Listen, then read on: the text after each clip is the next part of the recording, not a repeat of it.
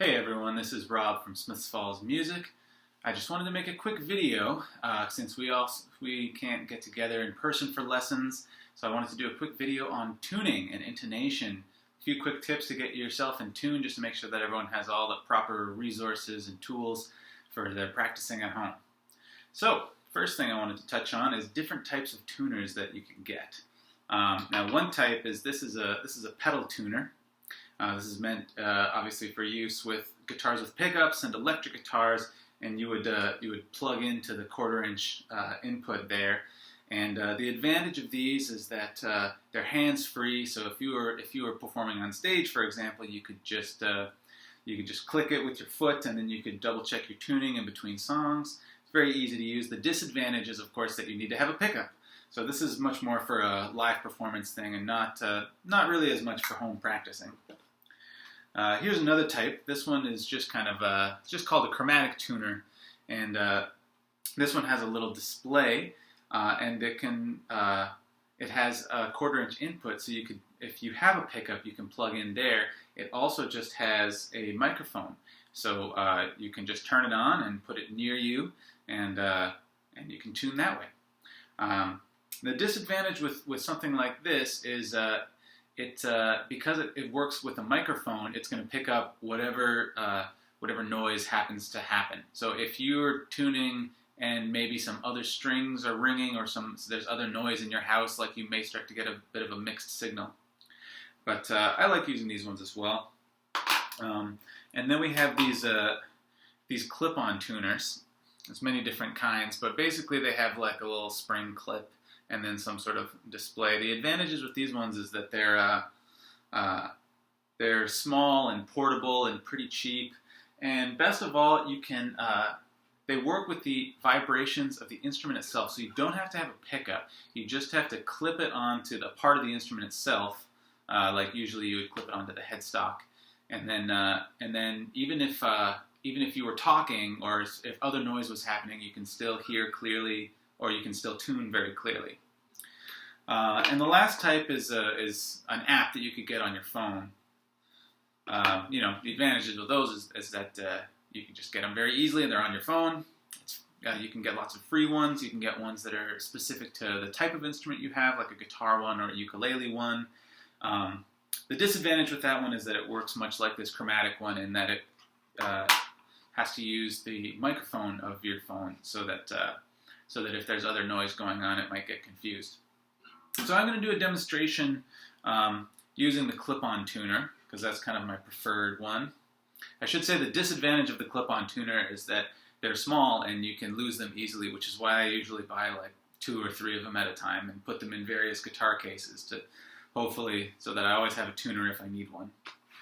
Alright, so the first thing you want to make sure of is to make sure that you're tuning the right string to the right pitch, and the pitch is just the letter. So hopefully everybody should know the letter names of their strings.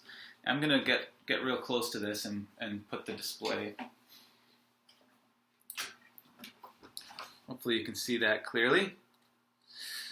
So if I tune my low E string, it should say E. And you have the display works. Most tuners work this way. You have a display where there's a center position.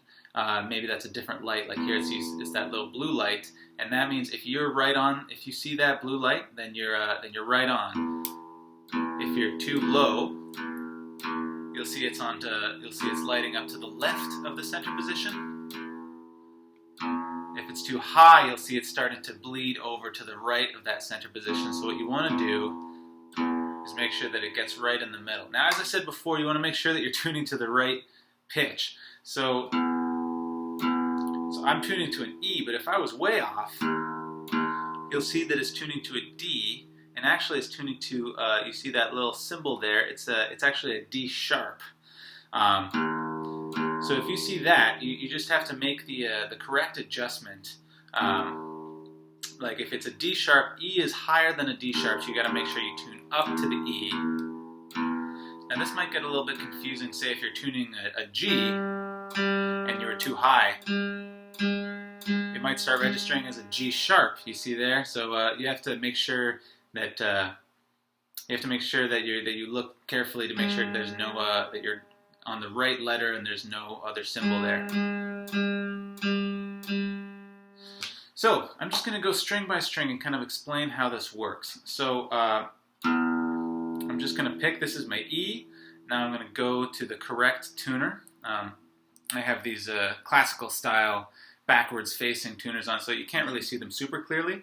But basically I'm going to tune away from myself to raise the pitch and toward myself to lower the pitch. So if I was a little bit low, then I just got to tune it away from myself, just in tiny little increments until the display hits that middle position. Alright? Now, you want to make sure that you're tuning the right one, and if you're looking at the display and you're turning the peg and you don't see any change, then you have to make sure that you're not tuning the wrong peg by accident. And another thing that I like to do when I'm tuning is to continue to play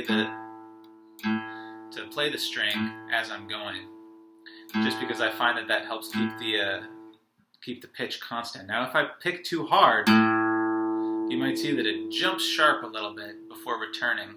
So you want to make sure that you don't pick too hard. Just give it a couple, nice even notes. That's an A, that's right on.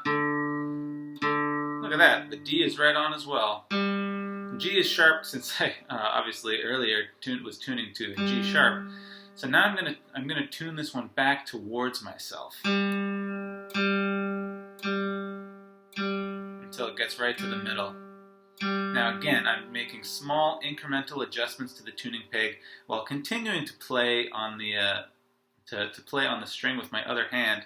This is all hands-free, or not hands-free rather.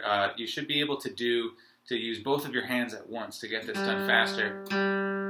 An important thing to realize with guitars and ukuleles is that most tuning pegs, the direction that you're going to tune is going to change once you get to the opposite side. So on the top three strings, you're going to tune away from yourself to get to raise the pitch, and towards yourself to lower the pitch. Once you get down here, it's going to have to be towards yourself to raise the pitch, and away from yourself to lower the pitch. Now the best way to check that is to just continue to monitor the display as you're tuning and make sure that it's not going the wrong way. Now once you get used to this, it should just become automatic and you won't have to think about it. Anyway, I'm going to do this, next one is B. I'm a little sharp here.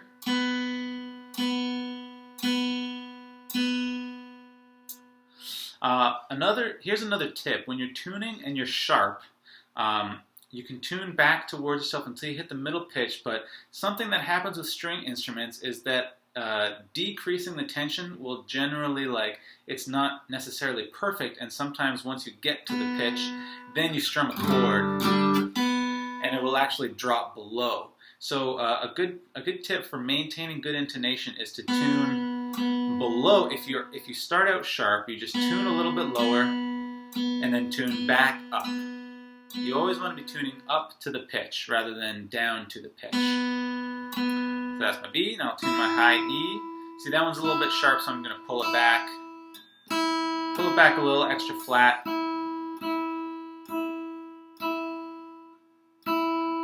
Good.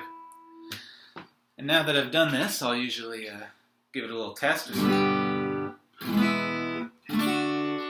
couple different chords, just make sure that it all sounds good. And so that is basically how you tune. And my last tip, I'll say that you should tune every day or every time you sit down to practice. And that might seem like a lot, and it might seem like overkill if you're staying generally in tune. But one reason you do that is just you never know. Like if the temperature is different today than it was yesterday, or if you took the instrument outside and put it in a vehicle and brought it back, that's going to change. Everything that's made of wood and metal is going to alter a little bit to environmental conditions, so you should always just double check. And the second reason that you tune every day or every time you practice is because you're practicing tuning. Now the first couple times, if you're learning how to do this properly, it might take you a little while. It might take you 5-10 minutes to get the instrument in tune to where you feel comfortable. And that might seem like a lot, but the more you do it, the faster you get at it. So yeah. just try to do it every single day if you can, or every time you sit down to practice. Just start out with making sure that all of your strings are in tune, and then your instrument will be in tune, and then you'll have a better time practicing. All right, so hopefully that hit on everything that I wanted to talk about. And, as always, you can get in touch if you have any questions. And hopefully everyone is enjoying spending some more time at home and getting lots of practicing done. All right, thanks a lot.